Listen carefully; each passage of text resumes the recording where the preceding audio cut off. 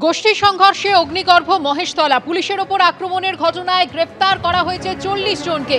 12 জনকে গ্রেফতার করেছে কলকাতা পুলিশ এবং জেলা পুলিশ গ্রেফতার করেছে 28 জনকে। ঘটনায় মোট 7টি এফআইআর দায়ের হয়েছে। আর গতকালের এই ধুন্ধুমার কাণ্ডের পর থেকেই সকাল থেকে এলাকার পরিস্থিতি থমথমে। স্থানীয় বাসিন্দাদের মধ্যে এখনো আতঙ্ক রয়েছে। সকালের ছবি আপনাদের দেখাবো, সরাসরি চলে যাব আমাদের প্রতিনিধি সুকান্ত মুখোপাধ্যায়ের কাছে। সুকান্ত, দেখো, সরাসরি আমি তোমাকে ছবি দেখানোর চেষ্টা করব। গতকালকে দুপুরের পর থেকে প্রায় সন্ধ্যা পর্যন্ত যে তাণ্ডব চলে রবীন্দ্রনগর এলাকাতে বিভিন্ন জায়গাতে, তার চিহ্ন কিন্তু এখনো স্পষ্ট দেখা যাচ্ছে। যে আমার ঠিক ডান দিকের যে অংশে রয়েছে সেখানে ইট পড়ে রয়েছে, যে ইট বা যে কাচের বোতল দিয়ে কার্যত এখানে একের পর এক বাড়িতে, রাস্তার উপরে দাঁড়িয়ে থাকা যে সমস্ত গাড়ি পার্কিং করে রাখা অবস্থা ছিল সেই সমস্ত গাড়িতে এবং দোকানে হামলা করা হয়েছিল। এবং এই হামলা যখন চলছিল, স্বাভাবিকভাবে সাধারণ মানুষের মধ্যে যেটা প্রশ্ন ছিল যে এই যে স্পট যেখানে আমরা দাঁড়িয়ে রয়েছি, এখান থেকে 100 মিটারেরও কম ডিস্টেন্সে কিন্তু রবীন্দ্রনগর থানা রয়েছে। 7 থেকে 8 বার 100 ডায়ালে ফোন করা হয়েছিল পুলিশকে একেবারে ঘটনাস্থলে আসার জন্য। স্থানীয় বাসিন্দারা বারবার ফোন করেছিলেন, বারবার তাদেরকে বলা হয়েছে যে পুলিশ আসছে, কিন্তু পুলিশ যতক্ষণ এখানে আসে তখন কিন্তু অনেক জায়গাতে একের পর এক যে দোকান সেগুলোতে কিন্তু ভাঙচুর করা হয়েছে। এখন এলাকা যথেষ্ট থমথমে। বিএনএস এর 163 ধারা ইতিমধ্যে লাগু করা হয়েছে, যার মারফত এখানে একসঙ্গে সমবেত হওয়া যাবে না বা গ্যাদারিং করা যাবে না। দোকানপাট আজকে বেশিরভাগই বন্ধ অবস্থাতে রয়েছে। যারা সাধারণ মানুষ তারাও কিন্তু আতঙ্কের মধ্যে রয়েছে।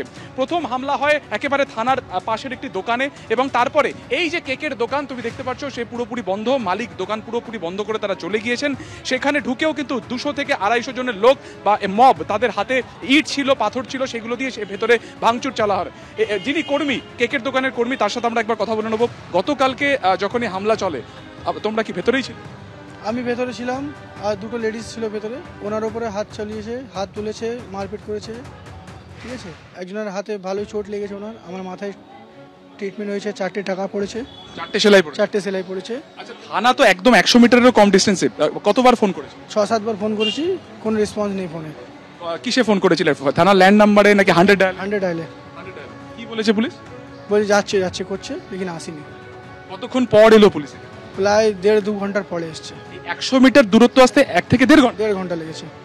তুই বুঝতে পারছো যে এখানে গতকালকে ঠিক কি 4-5টা র্যাপ নিয়ে এসেছিলেন এত হাজার লোককে সামলাতে, তাহলে কি করে পসিবল আছে এটা?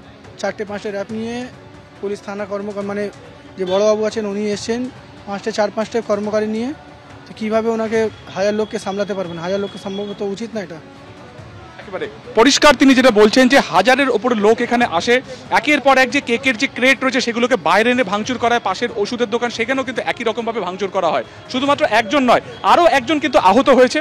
রবীন্দ্রবাবু, তার সাথেও একবার কথা বলার চেষ্টা করব। তিনি একেবারে থানার পাশেই ছিলেন। আমরা দেখতে পাচ্ছি তার মাথাতেও কিন্তু একই রকমভাবে সেলাই রয়েছে, 4টি সেলাই পড়েছে। গতকালকে যখন হামলা চালায় আপনার উপর হামলা চলেছে? হ্যাঁ, আমার উপর হামলা চলেছে। কোথায় ছিলেন? মন্দিরের ভিতরে ছিলাম, ওইখানেই হামলা করেছে। একেবারে মন্দির তো থানার একদম পাশে যেতেও পুলিশের সময় লাগে? হ্যাঁ, সময় না, পুলিশ ছিল। পুলিশ আমাদের প্রথমে বলছিল যে মন্দির বন্ধ করে দাও, হ্যাঁ ঝামেলা হচ্ছে। তো আমরা বললাম যে ঝামেলাটা আপনারা সরান, মন্দির কেন বন্ধ হবে? গতকালই যে ছবি আপনারা দেখেছিলেন, যেখানে মহেশতলা একেবারে নজিরবিহীন নৈরাজ্যে উত্তপ্ত হয়ে উঠেছিল এবং গোষ্ঠী সংঘর্ষে দফায় দফায় উত্তপ্ত হয়ে ওঠে রবীন্দ্রনগর এলাকা এবং আশপাশের যে বাড়ি এবং দোকান, সেখানেও ভাঙচুর চলে।